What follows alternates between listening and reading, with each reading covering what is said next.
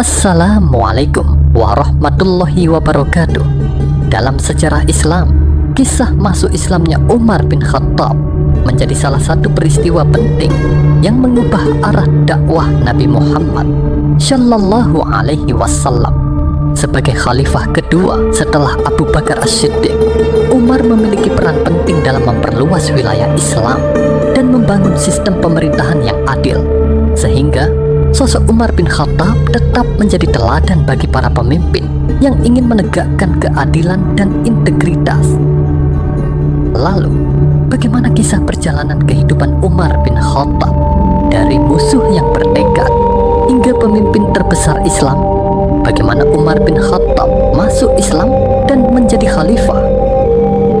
Umar bin Khattab merupakan sahabat setia Rasulullah Shallallahu Alaihi Wasallam yang menjadi Khulafaur Rasyidin kedua setelah Abu Bakar.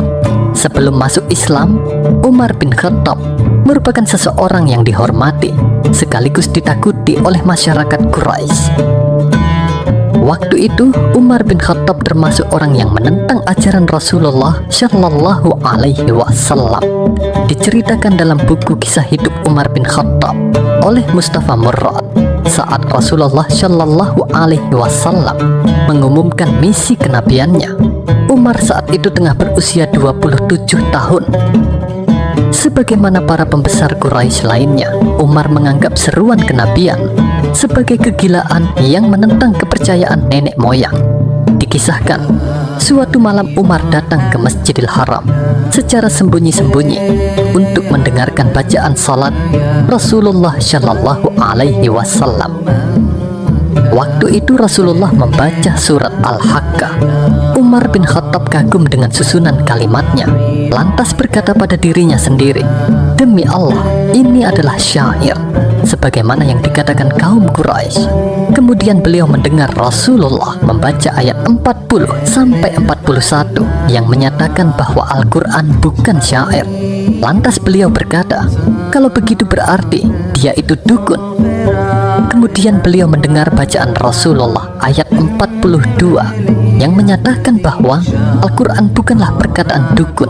Akhirnya beliau berkata, "Telah terbetik Islam di dalam hatiku."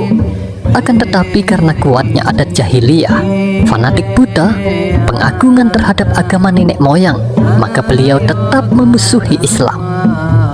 Kemudian pada suatu hari, beliau keluar dengan menghunus pedangnya bermaksud membunuh Rasulullah Shallallahu Alaihi Wasallam. Dalam perjalanan, beliau bertemu dengan Nuaim bin Abdullah Al-Adawi, seorang laki-laki dari Bani Zuhrah. Lelaki itu berkata kepada Umar bin Khattab, "Mau kemana wahai Umar?" Umar bin Khattab menjawab, "Aku ingin membunuh Muhammad." Lelaki tadi berkata, "Bagaimana kamu akan aman dari Bani Hashim dan Bani Zuhrah kalau kamu membunuh Muhammad?" Maka Umar menjawab, "Tidaklah aku melihatmu, melainkan kamu telah meninggalkan agama nenek moyangmu." Tetapi lelaki tadi menimpali, "Maukah aku tunjukkan yang lebih mencengangkanmu, hai Umar? Sesungguhnya adik perempuanmu dan iparmu telah meninggalkan agama yang kamu yakini." Kemudian dia bergegas mendatangi saudara perempuannya yang sedang belajar Al-Quran, surat Taha, kepada Khabbab bin Al-Arat. Tatkala mendengar Umar bin Khattab datang, maka Khabbab bersembunyi. Umar bin Khattab masuk rumahnya dan menanyakan suara yang didengarnya. Kemudian adik perempuan Umar bin Khattab dan suaminya berkata, "Kami tidak sedang membicarakan apa-apa."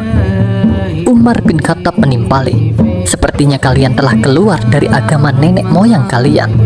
Saudaranya menjawab, "Wahai Umar, apa pendapatmu jika kebenaran itu bukan berada pada agamamu?" Mendengar ungkapan itu, Umar bin Khattab memukulnya hingga terluka dan berdarah, karena tetap saja saudara perempuannya itu mempertahankan agama Islam yang dianutnya. Ketika melihat wajah saudarinya berdarah, Umar menjadi iba, kemudian meminta agar bacaan tersebut dapat ia lihat.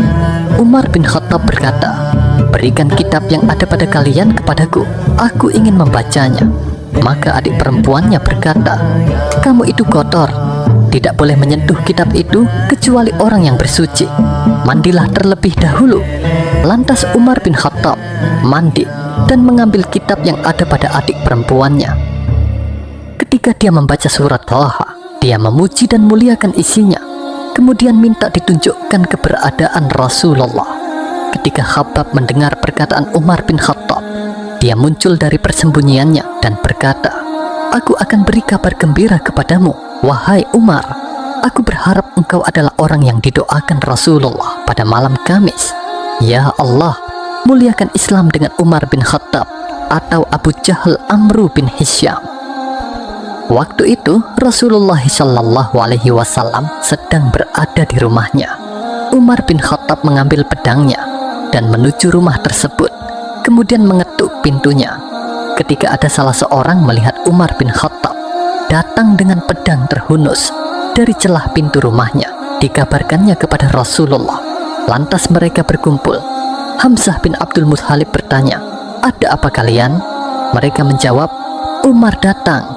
Hamzah bin Abdul Muthalib berkata, "Bukalah pintunya. Kalau dia menginginkan kebaikan, maka kita akan menerimanya.